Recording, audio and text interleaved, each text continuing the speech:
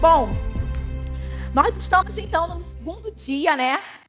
Na segunda semana da nossa série do Doutrina em Foco, onde nós estamos falando sobre o assunto fé.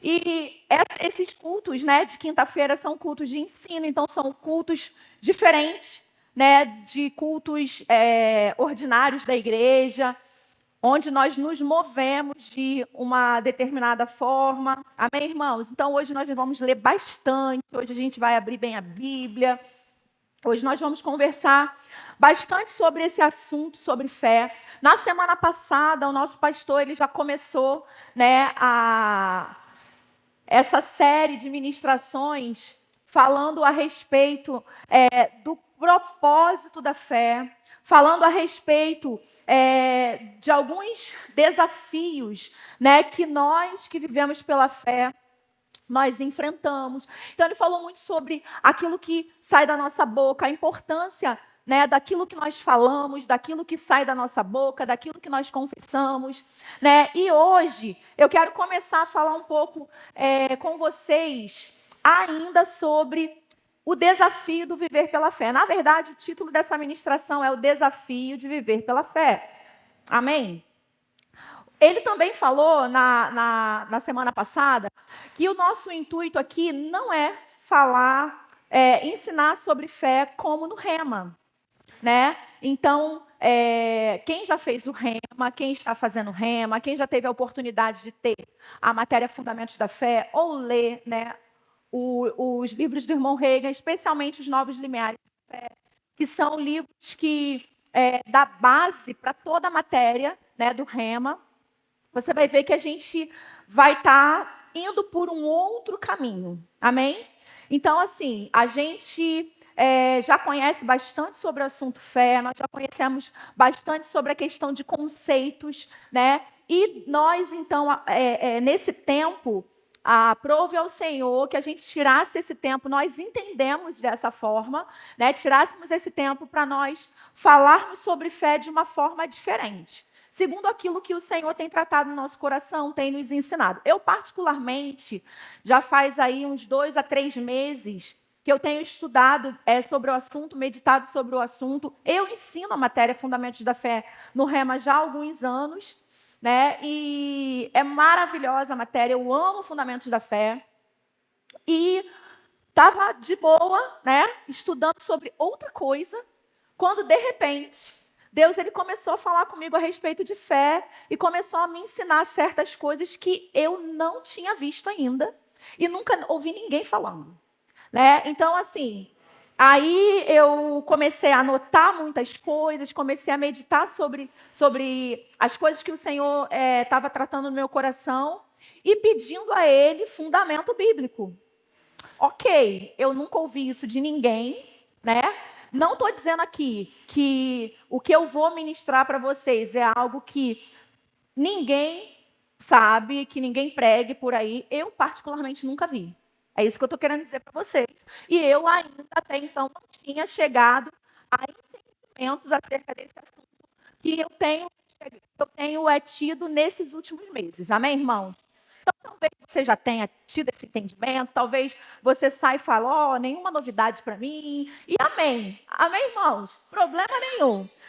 Mas o fato é que eu estou bastante impactada com tudo que o Senhor tem me ensinado a respeito desse assunto fé. Amém?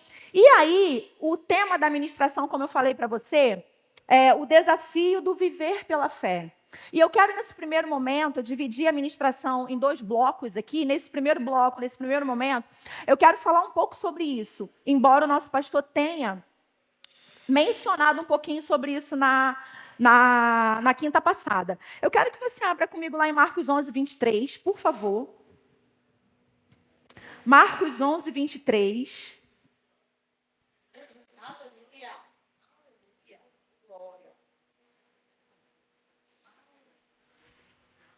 Marcos 11, 23, né, aqui a partir do 20, o subtítulo aí na nossa Bíblia, normalmente vem assim, o poder da fé. A partir de lá do 12, a gente vai ver a figueira sem fruto, né? Jesus ele está indo para uma determinada cidade, há ali a purificação do templo e tudo mais. E na ida para lá, ele sente fome, vai até uma figueira sem fruto, vai comer lá. E ele não encontra fruto nenhum naquela figueira, ele vai e amaldiçoa a figueira. Por quê? Porque a figueira demonstrava ser aquilo que ela não era, né? Então, ela estava com folhas e uma figueira com folhas é uma figueira que deveria ter frutos. Então, Jesus olha para a figueira, vê que ela está com folhas, ele está com fome, vai até ela pegar um fruto, ele não vê fruto nenhum dela, vê que ela é estéril, que ela não está manifestando aquilo que ela deveria manifestar, ele amaldiçoa ela e vai embora, e os discípulos ouvem isso. E aí ele vai para lá, para Jerusalém e tudo mais, passa um tempo lá, e quando eles voltam pelo mesmo caminho, né, eles veem que a figueira que Jesus amaldiçoou secou desde a raiz. E aí, olha só, a partir do 20 diz assim: e passando eles pela manhã, viram que a figueira secara desde a raiz. Então Pedro, lembrando-se do que eu acabei de falar para vocês, falou: mestre, eis que a figueira que amaldiçoaste secou. E Jesus, né, simplesmente olha para ele e fala: ao que Jesus lhes disse, tende fé em Deus. Ou a fé do tipo de Deus. Amém? Esse tende fé em Deus aqui é tende fé em Deus, ou tende a fé do tipo de Deus. Então, a fé do tipo de Deus, ela tem uma característica. Amém? Então, já começa a segurar algumas informações. A fé do tipo de Deus, né, ela tem algumas características. Então, ele fala: tende fé em Deus, porque em verdade vos afirmo que se alguém disser a este monte: ergue-te e lança-te no mar, e não duvidar no seu coração, mas crê que se fará o que diz, assim será com ele. Por isso vos digo que tudo quanto pedirdes em oração, por isso vos digo que tudo quanto em oração pedirdes, crede que recebeste, e assim será convosco. Até aqui. Então Jesus ele fala assim: olha, tem a mesma fé que Deus tem. Qual é a fé do tipo de Deus? Crer com o coração e falar com a boca. Amém? Essa é a fé do tipo de Deus. Crer com o coração e falar com a boca. Então Jesus fala: porque em verdade vos afirmo que se alguém disser a esse monte: ergue-te e lança-te no mar, e não duvidar no seu coração, mas crê que se fará o que diz, assim será com ele. Por quê? Porque essa é a fé do tipo de Deus. Deus, ele falou aquilo que ele cria e o universo passou a existir. É isso que Hebreus 11 fala, que pela fé nós entendemos que o universo veio a existir das coisas que não existiam. Amém, irmãos? Então, aqui, eu quis abrir com vocês esse texto aqui, porque nós falamos muito sobre Marcos 11, 23. Nós aprendemos, nós falamos, nós ensinamos, nós ouvimos muito falar, né, sobre Marcos 11, 23. Quando nós estamos no Rema, nós temos lá a matéria Fundamentos da Fé, que vai tocar em Marcos 11, 23. O irmão Reagan, ele vai falar do testemunho dele, que é em cima de Marcos 11, 23. Amém, queridos? Agora, qual é o meu cuidado aqui? E é isso que eu quero chamar a tua atenção. A gente precisa tomar um extremo cuidado quando determinadas verdades da palavra, elas se tornam corriqueiras para a gente. Elas se tornam comuns para a gente. Quando nós ouvimos tanto aquilo ali, que, por exemplo, nós já não mais olhamos e extraímos o poder daquela verdade. O poder que está contido ali. E hoje eu quero parar em alguns lugares da palavra, né, com você e falar para você: presta atenção no que a gente está lendo. Presta atenção no que está dizendo aqui. Presta atenção no que está falando aqui. Amém? Porque Marcos 11, 23 é muito profundo. Jesus ele está falando que, ele diz: em verdade vos digo, que se alguém disser ao monte para ele se levantar de onde ele está, ele sair dali e se lançar no mar, não duvidar no seu coração mais crer que aquilo que essa pessoa está dizendo vai acontecer exatamente como ela está falando, assim será. Amém, irmão? E aí, isso aqui que Jesus está falando, embora seja simples para nós ouvirmos, porque nós já estamos familiarizados com Marcos 11, 23, é um grande desafio. É um mega desafio. É um desafio, assim, irmãos, gigantesco. Amém? E aí, viver pela fé é um desafio que só quem vive imerso na palavra consegue desfrutar. Se você estiver mexendo no seu celular e você não estiver prestando atenção no culto, eu vou bem aí no seu lugar pegar o celular de você, tá bom? E vou trazer ele para cá. Amém? Porque você não veio para a igreja para ficar mexendo no celular. Você veio para ouvir a palavra. Eu não me preparei a tarde inteira, orei por vocês, abri mão de tempo com a minha filha para poder me preparar para trazer um bom alimento para você ficar mexendo no celular e rindo, enquanto estou pregando a palavra. Amém? Muito bem. Então, irmãos, viver pela fé é um desafio. Amém? É um desafio. Então, quem vive a fé? Quem está imerso na palavra. Se eu não estou imerso na palavra, se eu não estou mergulhado na palavra, eu não consigo superar o desafio de viver pela fé. Amém? Eu não consigo. Então, existe uma barreira a ser ultrapassada. Para eu chegar nesse ponto que Jesus fala aqui em Marcos 11, 23, existe uma barreira para ser ultrapassada. E nem todos conseguem ultrapassar essa barreira. Nem todos conseguem ultrapassar essa barreira e nem todos irão ultrapassar essa barreira. Por quê, Michela? Porque para ultrapassar essa barreira exige esforço. Para ultrapassar essa barreira exige dedicação. Para ultrapassar essa barreira exige devoção. Exige eu colocar toda a minha atenção na palavra. Exige comportamentos. Amém, irmãos? Existem comportamentos. Então, somente a palavra, ela tem o poder de nos levar para esse lugar. Que lugar? Esse lugar de romper com o desafio que é viver pela fé. Amém, irmãos? Então, na sua sabedoria natural, você não tem esse poder de viver pela fé. Não a fé do tipo de Deus. Amém? Na sua habilidade natural, você não tem esse poder de viver pela fé. Nos seus bons relacionamentos, nos seus contatos, nos seus network da vida, você não tem esse poder de viver pela fé. Na sua eloquência, você também não tem esse poder. Amém, irmãos? Nada substitui a palavra. Nada substitui a palavra. Então, somente a palavra tem o poder de fazer com que eu e você ultrapassemos a barreira do desafio que é viver pela fé. Amém, irmãos? E eu quero que você abra sua Bíblia lá em Hebreus 4. Hebreus 12, 4:12. Hebreus 4:12, por favor.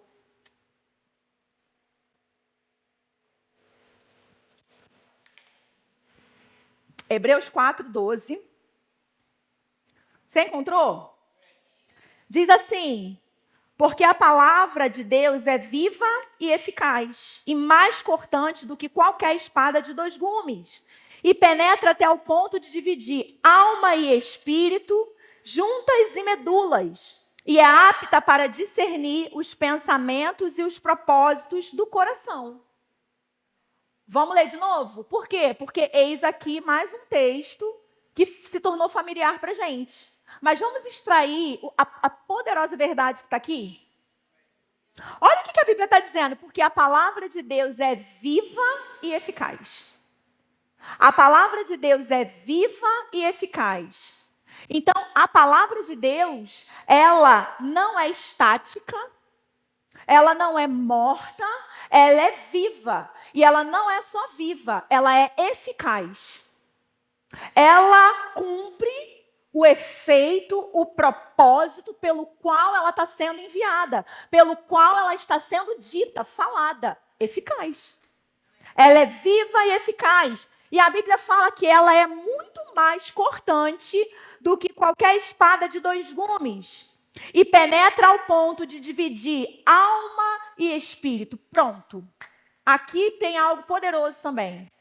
Ela consegue fazer, somente ela, nenhuma palestra motivacional consegue fazer isso.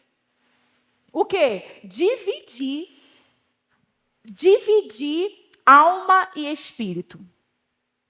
E ele dá um exemplo falando de juntas e medulas. E você sabe que as juntas e a medula, ela é muito ligada. Não é verdade? Ela é muito conectada, ela é muito ligada. Então, vamos pensar num cirurgião, num neurocirurgião. Vamos pensar num cirurgião, que ele precisa abrir a coluna vertebral de alguém. Nós temos um amigo lá no Rio, né, que ele, infelizmente, ele descobriu um tumor na medula e ele passou a andar de cadeira de roda. Mas aquele rapaz, nós vimos ele era da época, né, da nossa juventude, no grupo de jovens. Nós nadamos juntos em retiros, acampamentos de jovens. Jogamos bola juntos, vôlei. Então, ele descobriu esse tumor na medula dele. E aí, ele teve que ir para a cadeira de roda. E aí, ele fez muitas cirurgias. As primeiras cirurgias que ele fez, ele conseguiu, o médico foi tão preciso, que conseguiu extrair o tumor e ele voltar a andar. Mas depois voltou. E ele passou, depois daquelas primeiras cirurgias, muitas outras. E aí, o tumor ele já estava tão conectado, tão ligado à medula dele. E a junta, ela é tão conectada à medula, que ele fez a cirurgia com um dos melhores cirurgiões do Rio de Janeiro. Mas o cara não conseguiu não tocar no que não era para tocar. E não foi uma culpa do médico. Foi porque é tudo muito assim, ó. Muito ligado, muito conectado. Mas a Bíblia está dizendo que a palavra de Deus ela é poderosa para dividir. Então, aquilo que está muito ligado, está muito unido, está muito conectado em você, que você acha que não consegue sair, a palavra de Deus é poderosa e somente ela pode fazer isso. Amém, irmãos? Por isso que eu te falei para você parar de mexer no celular. Prestar atenção no culto. Porque Deus está falando com você. Amém? Está falando com a gente. E ele continua. Alma e espírito, juntas e medulas, e é apta para discernir. Olha só, os pensamentos. Pensamento vem de quem? Da alma. E os propósitos do coração.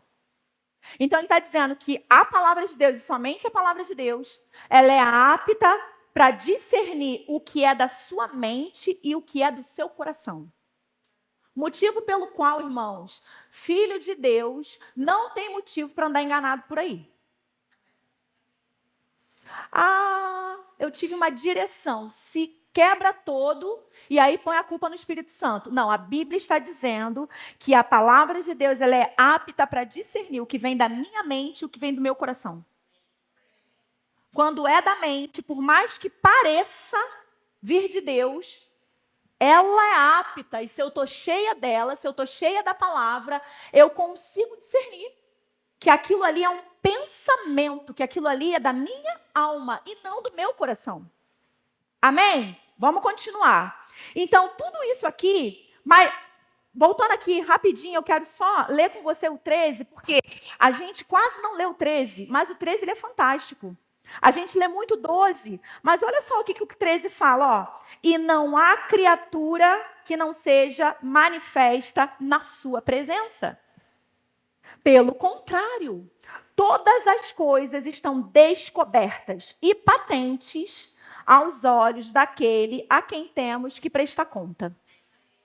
Amém, irmãos? Esse é o poder da palavra. Esse é o poder da palavra de Deus. Então, para você viver pela fé, você vai precisar entrar em guerra. E eu coloquei essa palavra aqui, guerra, de propósito. De propósito, para chocar a gente, os da fé. Porque a gente não gosta dessa palavra, né? Guerra, batalha espiritual, plá, plá, plá, plá, plá. E é verdade. Esse negócio de batalha espiritual não é bíblico. Amém? Mas existe uma guerra. Amém, irmãos? Existe um combate. E essa guerra, esse combate é chamado pelo apóstolo Paulo de o bom combate da fé. Amém? Então, que guerra é essa? Que combate é esse que existe? É o combate, a semelhança dessas batalhas espirituais que as pessoas pregam por aí, que a gente fica guerreando com o diabo, com o demônio, com isso, com aquilo outro. Não. Segundo Efésios, esse combate, essa guerra é de posição. É de posicionamento. Sou eu e você nos posicionarmos na palavra e não sairmos dela. Por quê? Porque ela é o lugar onde os nossos pés ficam firmes, estão firmes.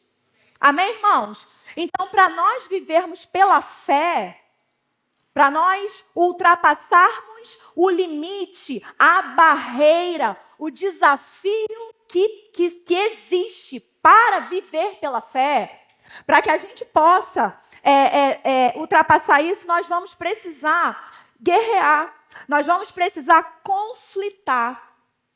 Eu fui ver alguns sinônimos da palavra guerra e eu trouxe 2 para você, que é competir e disputar. Então, nós vamos precisar fazer isso aqui. Guerrear, conflitar, competir, disputar. Com quem, Michela, que eu vou precisar disputar? Com os seus pensamentos. Nós vamos precisar, irmãos, disputar com os nossos pensamentos e nós vamos precisar disputar, competir com tudo aquilo que é natural, que se opõe à fé. Que se opõe àquilo que é espiritual. Que se opõe àquilo que é sobrenatural. E uma das definições para sobrenatural que eu gosto muito é acima do natural. O que é sobrenatural? As pessoas mistificam muito, mas eu vou dizer uma forma simples para você entender. Viver de forma sobrenatural, somos eu e você vivermos acima do natural. Amém? Então, o conflito aqui é qual? Somos nós, eu e você, considerar o que é real, como o nosso pastor falou na quinta passada. O que é real para você? Esse é o conflito. Esse é o desafio de se viver pela fé. Você considerar o que é real. Amém, irmãos? O que é real para você? O que eu sinto, o que eu vejo, o que eu ouço ou o que a palavra diz? Esse é o conflito. Esse é o desafio de se viver pela fé. Deixa eu dizer uma coisa para vocês. Todas as pessoas que tiveram sucesso na sua vida de fé, na sua carreira de fé, tiveram que vencer isso aqui. Tiveram que ultrapassar esse limite aqui. Todas elas. Smith Wigglesworth, para poder ressuscitar um monte de gente, ele teve que vencer isso aqui. Ele teve que ultrapassar esse desafio. A Kathryn Kuhlman, para fazer cruzadas e mais cruzadas, e as pessoas levantarem sem ela nem mesmo impor as mãos sobre elas, de cadeira de roda, pessoas que eram deformadas, ela teve que romper com isso aqui. Com esse desafio aqui. T.L. Osborne, para ele poder fazer inúmeras cruzadas e braço crescer, órgão surgir, pessoas ressuscitarem em macas que levavam para ele, e simplesmente ele pregando, as pessoas ressuscitarem sem nem mesmo ele tocar nelas, apenas com o poder da palavra e com aquilo que ele manifestava através da busca dele, ele precisou vencer isso aqui. Esse conflito. Ele precisou ultrapassar o limite, a barreira do desafio que é viver pela fé. Viver pela fé é um desafio. Viver pela fé não é fácil. Viver pela fé não é conto de fada. Viver pela fé não é, irmãos, receita de bolo. Marcos 11:23 carrega uma responsabilidade e uma dificuldade muito grande. Marcos 11:23 não é fácil. Fazer o que Jesus falou, falar para a montanha, sai daí e vai para lá, não é fácil, é um desafio. E eu vou dizer para você, os que vão viver pela fé são aqueles que vão romper a barreira do desafio. E tem aqueles que nunca vão. Amém? Tem aqueles que nunca vão. Por quê? Porque viver pela fé exige trabalho. E nem todo mundo quer ter trabalho. As pessoas, elas estão acostumadas a reclamar das suas vidas. A reclamar da falta de resultado que elas têm em suas vidas. E muitas delas já se acostumaram com isso, já virou normal, já virou estimação. Bichinho, como um bichinho de estimação. Reclamar da vida. Mas essas mesmas pessoas, elas não têm disposição de se levantar e fazer algo diferente. Romper com o desafio, a dificuldade que é viver pela fé. Porque exige muito esforço. Amém, irmãos? Então, o conflito aqui, voltando, é qual? O conflito aqui é o que eu vou considerar. O que eu vou considerar real? Eu vou considerar real o que eu sinto, vejo e ouço, ou eu vou considerar real, independente do que eu sinto, vejo e ouço, o que a palavra diz? Porque eu vou dizer para você, no atual cenário que nós estamos aqui, é muito fácil a gente dizer que temos fé. Por quê? Porque nada está se opondo a você. Mas e quando chega uma dificuldade? Uma enfermidade inesperada? E quando chega algo que você não contava? Qual é a sua reação? Se desesperar? Ou você sente o baque, porque o baque nós sentimos, mas logo em seguida a palavra da fé sai da sua boca como uma espada afiada. Amém, irmãos? Aleluia. Então, o conflito aqui, irmãos, se trata do mundo natural em confronto com o mundo espiritual. O desafio aqui, o confronto aqui, se trata do mundo natural se chocando o tempo inteiro com o mundo espiritual. E, na grande maioria das vezes, nós estamos muito mais conscientes do natural do que do sobrenatural, do que do espiritual. Amém, irmãos? Então, para isso, nós vamos precisar literalmente sair daqui e vir para cá. Literalmente. E quem vai fazer isso? Você. Eu estou aqui para te ensinar. Amém? E você, Michela, já saiu? Já não estou mais aqui, mas também não estou aqui. Estou no caminho, assim como você. Amém? Então, para nós vivermos isso, irmãos, nós vamos precisar sair daqui e vir para aqui. Amém? Então, somente aqueles que conseguem ultrapassar os limites impostos pelo natural vivem pela fé. Tudo fora disso são papagaios. Tudo fora disso é fé na alma. Sabe? Não é fé na alma, é um termo que a gente usa, assentimento mental. Obrigada, pastor. Assentimento mental. Tudo fora disso é assentimento mental. Por quê? Porque fé traz resultado, assentimento mental não. Por que você não tem resultado na sua vida em áreas que você diz ter fé? Porque não é fé, é assentimento mental. Amém? Por que eu não tenho resultados em áreas da minha vida que eu digo que eu tenho fé? Porque não é fé, é assentimento mental. Por que eu recebi palavras dizendo que no meu ministério haverá ressurreição de mortos e eu nunca ressuscitei ninguém? Porque eu não atingi esse nível de fé ainda. Simples assim. Não foi por falta de oportunidade. Foi por falta de fé mesmo. Amém, irmãos? Então, nós vamos precisar sair desse lugar, ultrapassar esse lugar que é imposto pelo natural. Amém? Então, essas pessoas que se esforçam, que colocam força, são essas que vão viver acima dos sentidos. São essas pessoas, irmãos, que vão viver acima daquilo que ouve, acima daquilo que está vendo, acima daquilo que está sentindo. Amém? Essas pessoas, as pessoas que vão se aplicar na palavra. As pessoas que vão se expor à palavra. As pessoas que vão mergulhar na palavra. As pessoas que vão fazer da palavra a sua comida, a sua bebida, assim como Jesus. São somente essas. Tudo fora disso é enganação. Tudo fora disso é palestra motivacional para te alegrar. Amém, irmãos?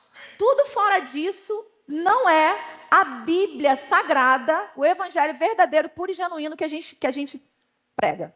Não é. Amém? Então, isso é fé. O que, Michela? Viver acima do que eu sinto. E ter resultado. Viver acima do que eu ouço e ter resultado. Viver acima do que eu vejo e ter resultado. Amém, irmãos? E foi essa a qualidade de vida que Jesus veio conquistar para a gente. Exatamente essa. Jesus morreu para nós vivermos essa qualidade de vida. Tanto que ele viveu essa qualidade de vida e ele demonstrou para a gente como fazer. Ele o tempo todo foi um demonstrador do reino. Ele o tempo todo foi um demonstrador da vontade de Deus para mim e para você. Amém? Então essa foi a qualidade de vida que ele conquistou para nós. Viver acima dos sentidos. E aí como eu faço isso? Abra sua Bíblia lá em Colossenses. Colossenses 3. Você está sendo abençoado, edificado nessa noite? Colossenses 3. Você encontrou aí? Do 1 ao 4, nós vamos ler. Olha o que está escrito aí. Portanto, se fostes ressuscitados juntamente com Cristo, buscai as coisas lá do alto. Pausa, porque hoje é o dia da pausa. Hoje é o dia de nós olharmos versículos que a gente se acostumou com eles. E a gente não extrai mais o poder que existe neles. Olha o que a Bíblia está dizendo aqui. Portanto, se foste, questionando quem está lendo, questionando seus ouvintes. A narrativa de Paulo aqui é de questionamento. Ele está questionando os ouvintes dele. Ele está dizendo, se isso aconteceu com vocês, vocês precisam ter uma ação correspondente ao que aconteceu com vocês. E a ação correspondente ao que aconteceu com vocês é buscar as coisas que são do alto. Olha para mim. É sair daqui e vir para cá. Amém, irmãos? Simples assim. Então ele fala, portanto, se fostes ressuscitados juntamente com Cristo, buscai as coisas lá do alto, onde Cristo vive, assentado à direita de Deus. E ele não fala só para buscar, ele fala também para ocupar o pensamento com as coisas do alto. Só que a gente está pensando muito daqui. E é por isso que muitos de nós estamos frustrados. Amém, irmãos? Por quê? Porque a gente só pensa aqui. A gente não pensa nas coisas do alto. Então, ele fala para buscar e pensar nas coisas que são do alto. Irmãos, vai pegando. Vai prestando atenção no que eu estou dizendo. Ele fala para nós buscarmos e pensarmos nas coisas que são lá do alto. Não nas que são aqui da terra. E aí depois ele fala, porque morrestes e a vossa vida está oculta juntamente com Cristo em Deus. Quando Cristo, que é a nossa vida, olha que coisa linda, ele é a minha vida, ele é a sua vida, ele é a nossa vida. Então ele fala, quando Cristo, que é a nossa vida, Porque a minha vida não se resume a 80 anos, 80, 90 anos. A minha vida não se resume àquilo que eu conquisto. A minha vida não se resume àquilo que eu me tornei aqui. Como profissional, como isso, como aquilo. E eu não tenho nada contra isso. Isso é muito bom. Mas a minha vida é Cristo. Ele é a minha vida. E a Bíblia está dizendo que eu estou oculta nele. E aí ele fala, porque morrestes e a vossa vida está oculta juntamente com Cristo em Deus. Quando Cristo, que é a nossa vida, se manifestar, então vós também sereis manifestados com ele em glória. Agora vai para Isaías 55.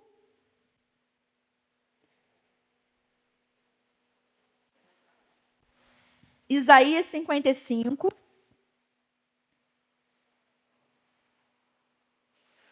Aleluia. Você encontrou? Isaías 55, a partir do 8. Diz assim: porque os meus pensamentos não são os vossos pensamentos, nem os vossos caminhos, os meus caminhos, diz o Senhor.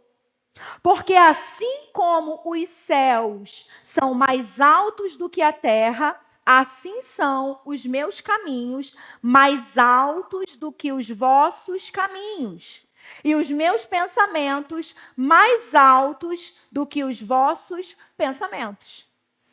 Recentemente, meu irmão esteve por aqui, meus irmãos estiveram por aqui, e nós passamos um tempo, numa madrugada, conversando com o Eduardo, que é o do meio. Ele já tinha me falado isso há anos atrás. E desde que ele me falou, eu guardei aquilo e comecei mesmo a meditar sobre isso. E recentemente ele falou novamente isso para a gente. Ele falou o seguinte: o que Deus, através do profeta Isaías, está falando ali? Nesse texto que nós acabamos de ler aqui. Isso que nós acabamos de ler, para exemplificar, simplificar ele bem para a gente aqui hoje, para a gente poder passar para outra margem. Ele falou assim: Deus está convidando a gente a sair daqui e vir para cá. Simples assim, é isso que ele está dizendo. Ele está dizendo assim: pensa como eu penso. Haja como eu ajo. Faça exatamente o que eu faço, como eu faço. Vamos ler de novo.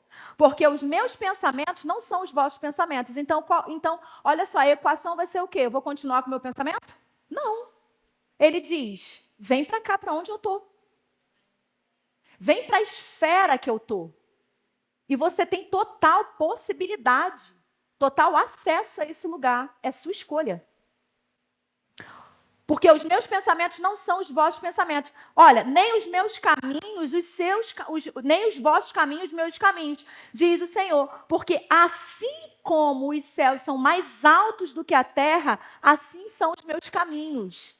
Então, eu e você planejamos caminhos muito inferiores aos caminhos que Deus tem para mim e para você. Porque os nossos caminhos, os caminhos que a gente planeja, são baixinhos, como a terra. Mas Ele está dizendo que os dele são muito mais altos. A altura do caminho dele, para mim e para você, é da altura do céu. Então, o que Deus está falando ali? Está te convidando, me convidando a sair daqui e vir para cá. A subir o nível. Amém? E ele fala: assim são os meus caminhos, mais altos do que os vossos caminhos. E os meus pensamentos mais altos do que os vossos pensamentos. E ele estava dizendo assim para a gente: existe um lugar em Deus onde você só pensa o que Ele pensa. Onde você não pensa mais nada, você só pensa o que Ele pensa. Esse lugar existe. E, irmãos, Ele mexeu comigo, sabe? Ele me deixou até com raiva em alguns momentos. Porque Ele falou assim: mas infelizmente não são todas as pessoas que vão viver isso. Aí eu fiquei pensando assim... Aí ele falou assim: porque de 12, somente 2 vão viver esse nível. 10 vão morrer no deserto. Essa é a estatística. Aí eu fiquei: pelo amor de Deus, eu não posso estar na estatística dos 10. E aí ele falou assim: sabe por quê, irmã? Porque dá muito trabalho. Muito trabalho. Viver esse nível de vida dá muito trabalho e as pessoas não querem. Elas simplesmente não querem. Elas se recusam. Se recusam a crescer. Se recusam. Michel, o que isso tem a ver com fé? Você vai ver. Estou preparando melhor para o final. Tá bom? Eu só estou começando. Estou só na introdução. Elas se recusam a crescer. É muito mais fácil cultivar o probleminha. Porque sair do probleminha, confrontar o probleminha, dá trabalho e as pessoas não querem. É muito mais fácil acordar 10 da manhã, 9 da manhã, meio-dia, nananana, porque acordar 6 dá muito trabalho para orar e as pessoas não querem. E ainda arruma um monte de desculpa. O quê? Trabalhei até tarde ontem. O quê? O quê? O quê? E desde que ele me provocou, eu falei assim, Senhor, 4 horas da manhã para mim não dá. Mas 6. Vamos começar com 6? Vou me esforçar o máximo que eu puder. Até me jogar da cama eu estou disposta. Sabe quando você se joga da cama? Esse doido do meu irmão, ele se jogava da cama. Na nossa adolescência, juventude. Porque ele propunha um trato lá com Deus. E quando ele via que a cama estava agarrando ele, ele rolava. Pá! Eu só ouvia ele caindo da cama.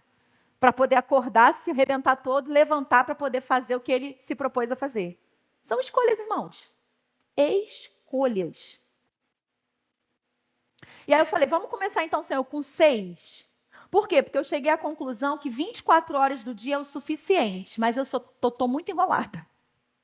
Não está sendo para mim. Então eu vou precisar acordar mais cedo. Eu vou precisar sacrificar alguma coisa. E vai ter que ser a minha carne, vai ter que ser o meu sono. O que é que tu precisa sacrificar? Michel, isso tem a ver com fé? Tem, sabe por quê? Porque é pela fé que você faz tudo isso. Pela fé. Pela fé que você sacrifica a sua carne. É pela fé. Amém, irmãos? Por quê? Vou dar com a língua nos dentes. Já falei lá no Instagram mesmo, né? Porque a fé, como eu ouvi hoje à tarde, de Deus é o combustível para a obediência. Preste atenção, a fé é o combustível para a obediência. A fé é o combustível para a obediência. Amém? Vamos continuar aqui. Então, como fé vem? Abra comigo lá em Romanos 10. E agora a gente passou da introdução, tá bom? Passamos para o segundo bloco aí da ministração, que eu falei para você. Romanos 10. Romanos 10, 17. Também é um versículo que a gente está acostumado.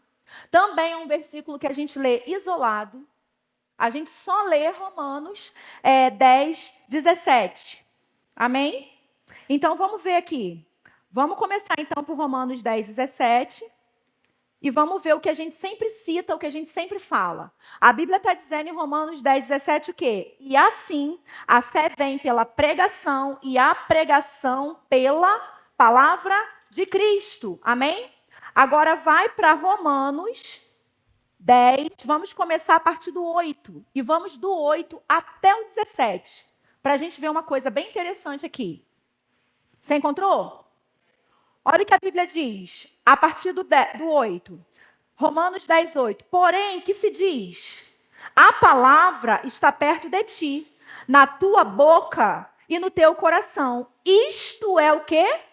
A palavra da fé que pregamos. Isto é a palavra da fé que pregamos. Porém, que se diz? A palavra está perto de ti, na tua boca e no teu coração. Isto é a palavra da fé que pregamos. Lembra de Marcos 11, 23? A fé do tipo de Deus é qual? Crer com o coração e falar com a boca. Crer com o coração, fala com a boca. Porém, que se diz, a palavra está perto de ti, na tua boca e no teu coração. Isto é a mensagem da fé que pregamos. Qual que é a mensagem da fé que pregamos? Aqui nós estamos falando então da palavra da fé ou mensagem da fé. O evangelho traz uma mensagem da fé. Qual é a mensagem da fé? Segundo alguns, somos nós enriquecermos. Segundo alguns, a mensagem da fé é você ficar declarando carros e casas e viagens e isso e aquilo, bolsas e sapatos. Mas não é o que a Bíblia ensina. A Bíblia ensina que existe uma mensagem da fé, uma palavra da fé. Isto é a palavra da fé que pregamos. Se com a tua boca confessar de Jesus como Senhor e em teu coração creres que Deus o ressuscitou dentre os mortos, serás salvo. Porque com o coração se crê para a justiça e com a boca se confessa a respeito da salvação. Porquanto a Escritura diz, todo aquele que nele crê não será confundido. Pois não há distinção entre judeu e grego, uma vez que o mesmo é o Senhor de todos, rico para com todos os que invocam. Porque todo aquele que invocar o nome do Senhor será o que, irmãos? Salvo. E como essas pessoas fazem isso? Diga, pela fé. Pela fé. Pela fé. Amém? Então ele fala, e todo aquele que invocar o nome do Senhor será salvo.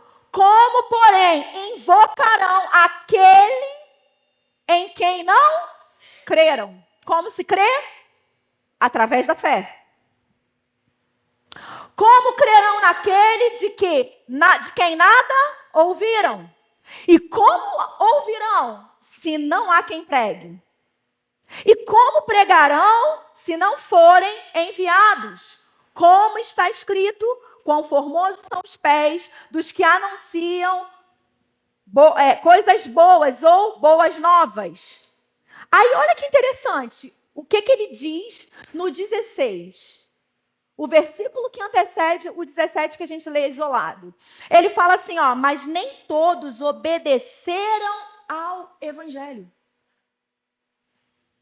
Nem todos obedeceram à mensagem. Nem todos obedeceram à palavra.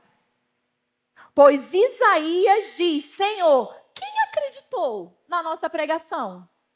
E aí ele fala, e assim a fé vem pelo ouvir a pregação, a fé vem pela pregação e a pregação pela palavra. Amém, irmãos? E aí, deixa eu te dizer, a palavra da fé, que ele fala aqui, ó, em Romanos 8, né? Ele fala, porém que se diz, a palavra está perto de ti, na tua boca e no teu coração.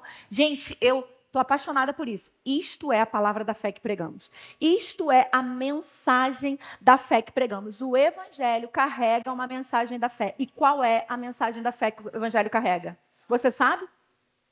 Salvação. Salvação. Amém, irmãos? A mensagem da fé. Então, o evangelho carrega uma mensagem, que Paulo está chamando de palavra da fé. E aí, irmãos, a palavra da fé, prioritariamente, tem a finalidade de trazer salvação à humanidade. Amém?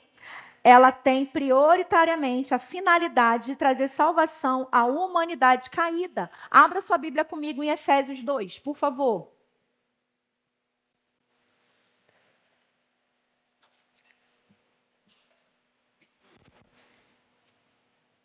Você encontrou? Efésios 2, a partir do 8, ele vai dizer assim, ó. Porque pela graça sois salvos, mediante a fé. Porque pela graça sois salvos através da fé, por meio da fé. Amém? Então, pela graça sois salvos através da fé, mediante a fé, por meio da fé. E isso não vem de vós, é dom de Deus. E ele continua falando, não de obras para que ninguém se glorie. Pois somos feitura dele, criados em Cristo Jesus para boas obras, as quais de antemão Deus preparou para que andássemos nela. Então, uma vez que esse homem é salvo, ele é regenerado, ele tem o espírito dele regenerado. Uma vez que esse homem nasce de novo, qual é a finalidade da palavra da fé para ele? Qual é a finalidade da mensagem da fé para esse homem? Diga, obediência. Exatamente. Eu não tenho fé para adquirir nada, eu tenho fé para obedecer a Deus. A fé é para obediência. Amém? A fé é o combustível para a obediência. Abra sua Bíblia comigo em Hebreus 11.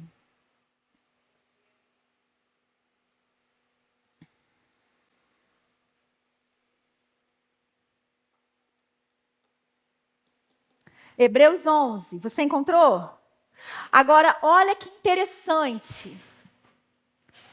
Hebreus 11, lá no 1, ele vai falar sobre a natureza da fé, não é isso? E aí diz assim, ora, a fé é a certeza de coisas que se esperam e a convicção de fatos que se não veem. O que que a gente faz, irmãos, com isso aqui? Eu não estou vendo meu carro, eu não estou vendo minha casa, mas eu tenho certeza que eu tenho um carro. Eu tenho certeza que eu tenho uma casa. Mas é sobre isso que a Bíblia está dizendo? Não.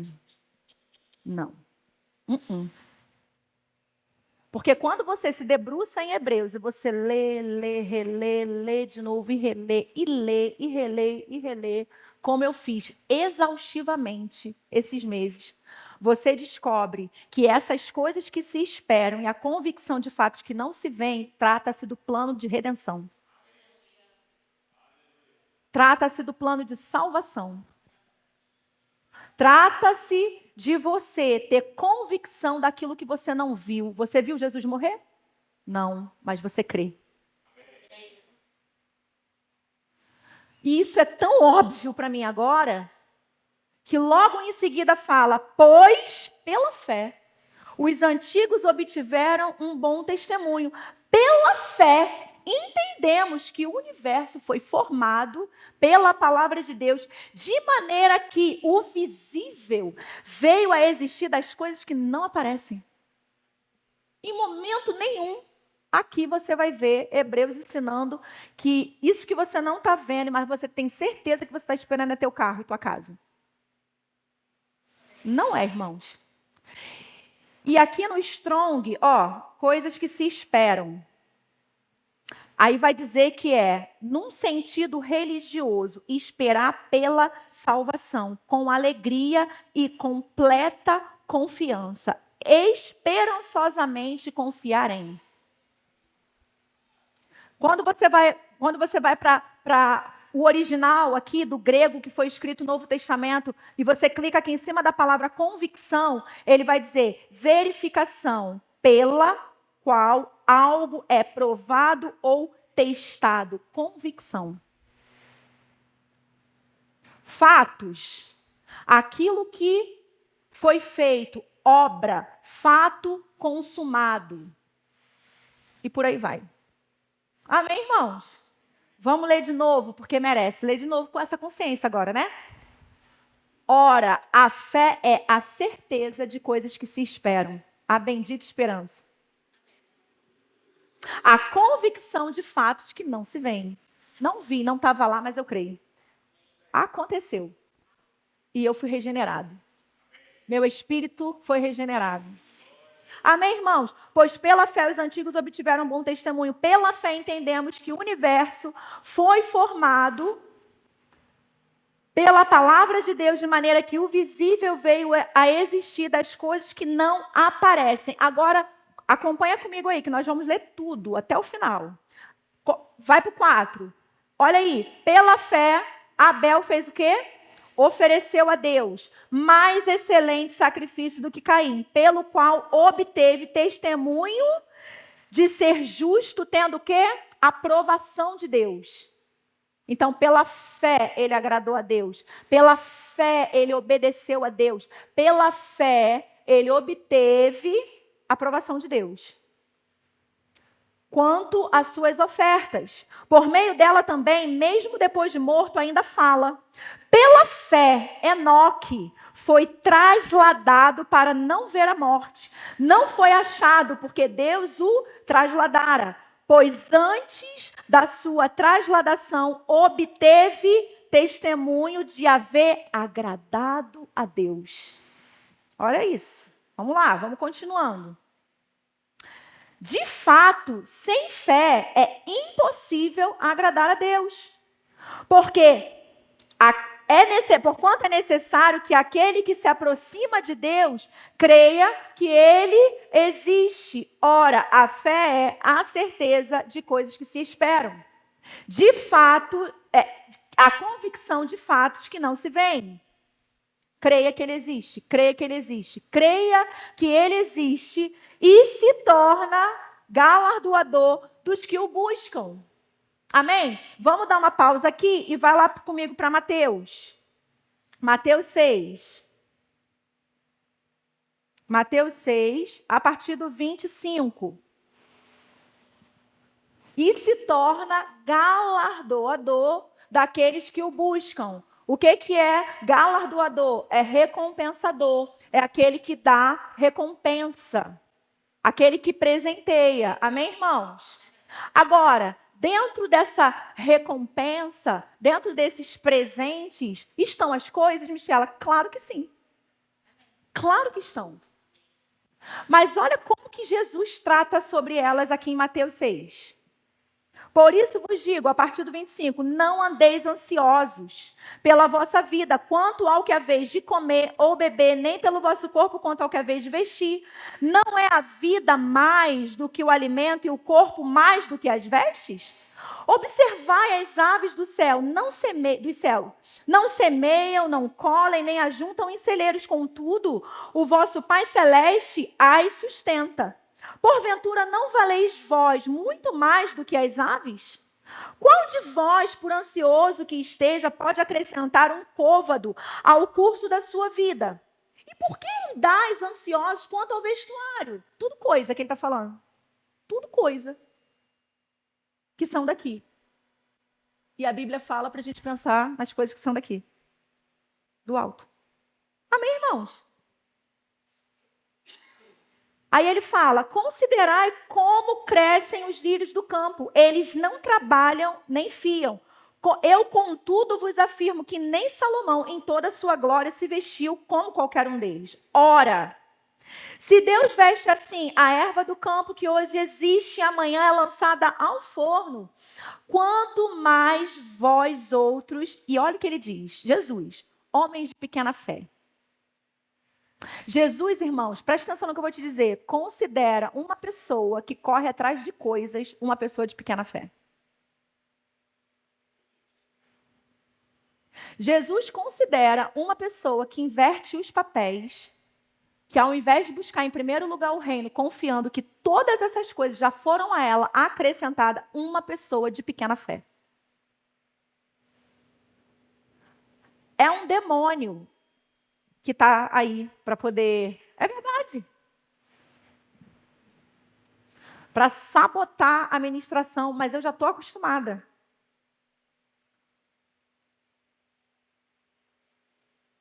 Homens de pequena fé. Ora, se Deus veste assim a erva do campo, que hoje existe, amanhã é lançada ao forno, quanto mais... Eu sei, irmãos, é duro ouvir isso. Eu estou há 3 meses ouvindo isso. Eu estou há 3 meses sendo confrontada com isso. É duro ouvir. Se você gasta mais tempo atrás das coisas, você é considerado por Jesus uma pessoa de pequena fé. Por quê? Porque você não confia que Deus pode te dar. Você não confia em Deus, você confia na força do seu próprio braço, você confia na sua habilidade de produzir resultado, não nele. E é por isso que você não tem compromisso com a tua igreja local, é por isso que você não tem compromisso com os cultos, é por isso que você não tem compromisso com um monte de coisa. É por isso que você faz voto para Deus e fica só no voto. só nas palavras, não tem ação. Por quê? Porque você tem uma fé pequena. Mas eu estou aqui hoje para te dizer que a gente está nesse bloco de Doutrina em Foco para esticar nossa fé. Para chegar no nível daqui. É para lá que a gente está caminhando, irmãos. Amém? Você crê? Tudo é possível que crê. Amém? Não fica me olhando com essa cara de ontem, não. Creia. Porque tudo é possível que crê. Amém? Então ele continua falando assim: porquanto não vos inquieteis dizendo, que comeremos, que beberemos, ou com que nos vestiremos. E aí Jesus, é taxativo. Eu não chego aos pés dele. Ele era muito taxativo. Ele fala assim, porque são os gentios que fazem isso. São os gentios que andam assim. Porque os gentios é que procuram todas essas coisas. Pois o vosso Pai Celeste sabe que necessitais de todas elas. Ou seja, o que Jesus está falando? Se você conhece o caráter do seu pai, você não deveria nem duvidar que mesmo sem ver, você vai ter. Porque se você conhecesse realmente o caráter do seu pai, você saberia que ele jamais deixaria faltar alguma coisa para você. É exatamente isso que ele está falando, gente. Volto a falar, eu estou sendo extremamente confrontada. Há 3 meses. Se você conhecesse o caráter do seu pai, você não se preocuparia com os seus negócios, com o seu trabalho. E eu não estou dizendo aqui para nós sermos irresponsáveis. Não estou falando isso. Não tem nenhuma criança aqui, irmãos. Você está entendendo o que eu estou dizendo? E o Espírito testifica no nosso espírito a palavra de Deus. Então Jesus está falando, são os gentios. Quem são os gentios? Quem não tem conhecimento de Deus. Quem tem o conhecimento de Deus não deve andar assim. Quem tem o conhecimento de Deus deve ter a consciência, deve entender, saber que Deus sabe do que nós precisamos. E se Ele sabe, é tudo o que eu preciso saber. Você está entendendo? Se Deus sabe, é tudo que eu preciso saber. Porque uma vez que eu sei que Ele sabe, já era. Eu descanso. E aí ele continua. Buscai, pois, em primeiro lugar. Aí ele vai falar sobre 2 coisas. Reino e justiça. Que aí não tem como a gente entrar nisso agora, porque são diferentes. Então ele fala, buscai, pois, em primeiro lugar, o seu reino e a sua justiça. O seu reino. Reino de quem? Do Pai Celeste, que é de quem ele está falando. Amém? Buscai, pois, em primeiro lugar, o seu reino. O reino do Pai Celeste, que é de quem ele está falando. E a sua justiça. Justiça de quem? Do Pai Celeste, que é de quem ele está falando. E todas essas coisas que te preocupam, vai te ser acrescentada. Mas é muito mais fácil a gente se preocupar. É muito mais fácil a gente adquirir uma úlcera nervosa. É muito mais fácil a gente ficar com dor de cabeça. É muito mais fácil a gente se descabelar. É muito mais fácil a gente acordar cedo, comer pão de dores. Por quê? Porque eu estou sentindo o que eu estou fazendo, que eu estou produzindo resultado.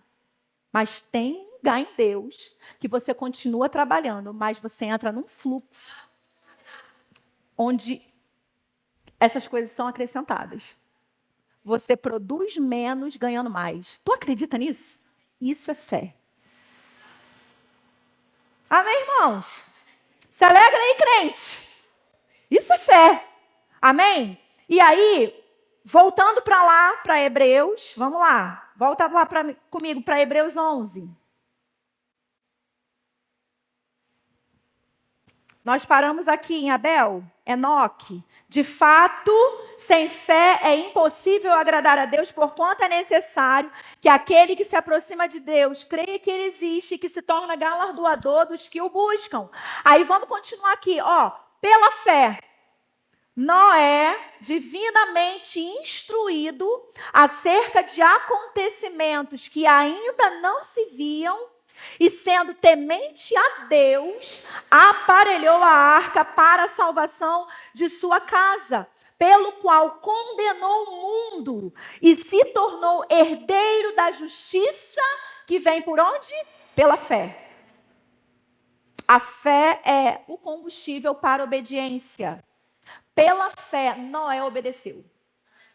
Amém? Não só obedeceu, como ele condenou o mundo. O que significa isso? Condenou o mundo. Sabe por que ele condenou o mundo? Porque ele condenou o mundo porque ele provou que um homem poderia obedecer. Que um homem poderia fazer aquilo que Deus mandou fazer. Então, quando ele obedece, ele prova que todos os outros que estavam lá poderiam também ter feito, mas não fizeram porque não quiseram. E por isso ele condenou aquelas pessoas com o ato dele de obediência. Amém? E aí continua. Pela fé, Abraão, quando chamado, obedeceu. Por quê? Porque a fé é o combustível para a obediência. A fim de ir para um lugar que devia receber por herança e partiu sem saber aonde ia. Pela fé, peregrinou na terra da promessa, como em terra alheia, habitando em tendas com Isaque e Jacó, herdeiros com ele da mesma promessa, porque aguardavam a cidade que tem fundamentos, da qual Deus é o arquiteto e o edificador. Pela fé também a própria Sara recebeu poder para ser mãe, não obstante o avanço de sua idade, pois teve por fiel aquele que havia feito a promessa.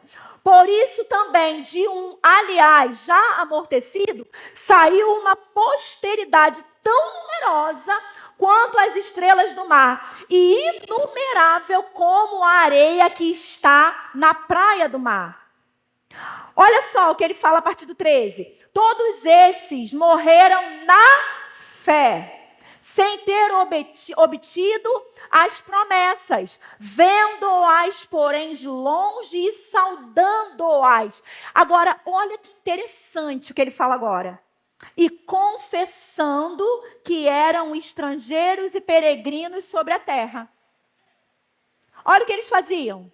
Eles confessavam que eles eram estrangeiros e peregrinos sobre a terra. O que é isso? Pensar nas coisas que são do alto. O que é isso? Buscar as coisas que são do alto. Eu não sou daqui. Eu não sou daqui. Eu sou peregrino. Eu não sou daqui. Irmãos, pelo amor de Deus. E ele fala, confessando que eram estrangeiros e peregrinos sobre a terra. Olha isso. Porque os que falam desse modo manifestam estar procurando uma pátria. E ele diz, e se na verdade se lembrassem daquela onde saíram, teriam a oportunidade de voltar. Uau! Ou seja, se eu não coloco o meu olhar naquilo que é do alto, se eu não busco as coisas que são do alto, eu simplesmente vivo na terra como se eu fosse daqui. E eu não entro naquilo que Deus tem para a minha vida. Porque foi exatamente o que aconteceu com alguns. Eles não entraram na terra prometida. Eu vou ler de novo, porque, dá licença, estou lendo para mim agora, tá? Porque eu estou chocada com isso aqui. Chocada. E confessando que eram estrangeiros e peregrinos, ou seja, declarando a palavra da fé, renovação da mente, renovação da mente. Não cesse de falar, não cesse de falar. Não cesse de falar desse livro da lei. Antes, medita nele dia e noite, dia e noite, para que você não corra o risco de errar. Era isso que eles faziam. Não cesse de falar. Então, eles confessavam que eles eram peregrinos. Eu não sou daqui, eu não sou daqui. Para quê? Para não correr o risco de lembrar do passado e voltar para lá. Para as mazelas. Para o Egito, para a desgraça. No caso de Abraão, para o paganismo. Amém, irmãos? Você está feliz? E aí ele fala, ele continua. mas agora aspiram uma pátria, superior, isto é, celestial. Por isso Deus não se envergonha deles, de ser chamado o seu Deus, porquanto lhes preparou uma cidade. E não para por aí. Pela fé, Abraão, posto à prova, obedeceu. Ofereceu Isaque. Estava mesmo para sacrificar o seu unigênito, aquele que acolheu alegremente as promessas, a quem se tinha dito, em Isaque será chamada a tua descendência, porque considerou que Deus era poderoso até para ressuscitá-lo dentre os mortos. Conheço o caráter do Deus que eu sirvo. E Ele não me faz nenhuma proposta para me frustrar, para me roubar, para me lesar. Eu tenho fé em Deus. E Ele fala até que Deus era poderoso para ressuscitá-lo dentre os mortos, de onde também figuradamente o recobrou. Pela fé, igualmente abençoou a Jacó, Isaque e Isaú acerca das coisas que estavam para vir. Vai lá para o 22. Pela fé, José, próximo do seu fim, fez menção ao êxodo dos filhos de Israel, bem como deu ordem quanto aos seus próprios ossos. Pela fé, Moisés, apenas nascido, foi ocultado por seus pais durante 3 meses, porque viram que a criança era formosa. Também não ficaram amedrontados pelo decreto do rei. Olha isso, não ficaram amedrontados, porque a gente acha que sim. Não ficaram amedrontados pelo decreto do rei, por quê? Conheço o Deus que eu sirvo. Eu tenho fé em Deus. Lembra de Jesus? Tem de fé em Deus. Tem de fé em Deus. E aí ele fala, não ficaram amedrontados pelo decreto do rei. Pela fé, Moisés, quando já homem feito, recusou ser chamado filho da filha de Faraó, preferindo ser maltratado junto com o povo de Deus a usufruir dos prazeres transitórios do pecado. Porquanto considerou o opróbio de Cristo por maiores riqueza do que os tesouros do Egito, que porque contemplava o galardão. Pela fé, ele abandonou o Egito, não ficando amedrontado com a cólera do rei. Antes permaneceu firme como quem vê aquele que é invisível. Pela fé, celebrou a Páscoa e o derramamento de sangue, para que o exterminador não tocasse nos primogênitos dos israelitas. Pela fé atravessaram o Mar Vermelho, como por terra seca. Tentando-os, os egípcios foram tragados de todo. Pela fé, ruíram as muralhas de Jericó, depois de rodeadas por 7 dias. Pela fé, obedeceram o comando e ruíram as muralhas. Pela fé, Raabe, a meretriz, não foi destruída com os desobedientes, porque acolheu com paz os espias. E que mais direi? Certamente me faltará o tempo necessário para referir o que há a respeito de Gideão, de Baraque, de Sansão, de Jefité, de Davi, de Samuel e dos profetas, os quais, por meio da fé, adquiriram carros, casas, viagens para os exteriores, que por meio da fé se tornaram empresários. Não! Que por meio da fé subjugaram reinos, para praticarem a justiça, obtiveram as promessas, fecharam a boca dos leões, extinguiram a violência do fogo, escaparam do fio da espada, da fraqueza tiraram força. Aleluia! Fizeram-se, irmãos, poderosos em guerra. Puseram em fuga exércitos de estrangeiros. Mulheres receberam pela ressurreição de seus mortos. Alguns foram torturados, não aceitando o seu resgate para obterem superior ressurreição. Outros, por sua vez, passaram pela prova de escárnios e açoites, sim, até de algemas e prisões. Foram apedrejados, provados, cerrados pelo meio, mortos a fio de espada, andaram peregrinos, vestidos de pele de ovelhas e de cabras, necessitados, afligidos, maltratados, homens os quais o mundo não era digno. Tem noção, irmãos, do que é isso? Homens dos quais o mundo não era digno. Ora, todos esses que obtiveram bom testemunho por sua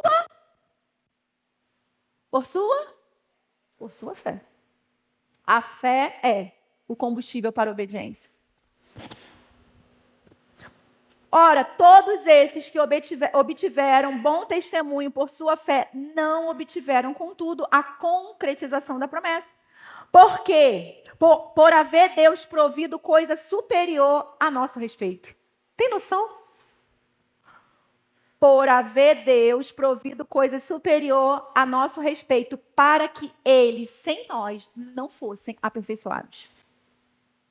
Amém, irmãos? O que Hebreus ensina pra gente? Que a fé é para a obediência. E porque eu obedeço, eu obtenho tudo. Amém? Porque eu obedeço, eu obtenho tudo. O que Hebreus está nos ensinando? Que eu preciso de fé para obedecer. O que Hebreus está ensinando? Que a fé que agrada a Deus é a fé da obediência, quando eu obedeço. Até porque, irmãos, Jesus, ele nos resgatou do império das trevas. A Bíblia fala que ele nos resgatou do império das trevas. Quem fez rema sabe que esse império das trevas é a autoridade do diabo. Ele nos tirou da autoridade do diabo e nos transportou para o reino do Filho do seu amor. Amém? Então, eu e você não estamos mais debaixo da maldição da lei, mas isso não significa que ela não exista. Ela está ativa. Sabe aonde? No mundo. Só que eu e você não somos mundo. Então, Jesus nos resgatou, né? Nós fomos resgatados da maldição da lei. Nós quem? A igreja. Porque todo mundo que está lá fora está debaixo dessa maldição. E a Bíblia fala que a natureza, a criação, ela geme. Por quê? Porque ela está maldita. Ela está debaixo de maldição. Quem está fora dessa maldição? A igreja, eu e você. Mas, irmãos, quando a gente vai para o Antigo Testamento, nós vemos, e isso nós aprendemos, não aprendemos, não falamos. É porque eu estava ensinando lá no Rema, Vida de Prosperidade, mas eu acho que eu falei alguma coisa sobre isso com vocês. Lá, na Antiga Aliança, as pessoas que eram consideradas abençoadas, né, que eram consideradas de Deus, que eram consideradas pessoas que tinham a aprovação de Deus, eram aquelas que a bênção seguia elas, corria atrás delas. As pessoas que tinham necessidades, elas eram tidas como malditas. Elas eram vistas como malditas. Por quê? Porque a bênção era para aqueles que, andava com Deus. Então, se a pessoa não tinha nada, é porque ela era maldita. Você está entendendo o que eu estou falando? E aí, o que acontece? Essa bênção do Antigo Testamento, ela era condicional à obediência. Totalmente. Isso você vai ver em Deuteronômio 28. Vai vir lá a lista das maldições, a lista das bênçãos. Então, a bênção no Antigo Testamento, ela era condicionada à obediência. Pela fé, eles obedeciam e eles tinham a aprovação de Deus. Foi o que a gente leu. Michela, e no Novo Testamento? Que agora nós não estamos mais debaixo da maldição. Como é que é? Irmãos, no Novo Testamento é o seguinte: se você erra, se você peca, a maldição pode te alcançar. Do mesmo jeito que alcançava lá. Por quê? Porque no Novo Testamento, você viver uma vida de sucesso, de prosperidade em todas as áreas da sua vida, continua sendo condicional a você obedecer. Por quê? Porque a desobediência é a porta que nós abrimos para o diabo tocar na nossa vida. Aí agora, olha que louco. Eu não sou mais maldito, eu não estou mais debaixo de maldição, mas posso ser alcançada por ela. Por quê? Porque não obedeço. Por isso que eu estou dizendo para vocês, irmãos. A vida de fé é um desafio. Viver pela fé não é fácil. Viver pela fé é difícil. Ultrapassar o desafio de você chegar no nível de viver pela fé não é fácil. Por quê? Porque o tempo todo nós estamos sendo confrontados. Qual é o confronto? O mundo natural se chocando com o mundo espiritual. E o que você vai acreditar que é mais real? O que você vê, o que você ouve e o que você sente? Ou a verdade da palavra? Amém? O Ministério de Música pode vir aqui, por favor?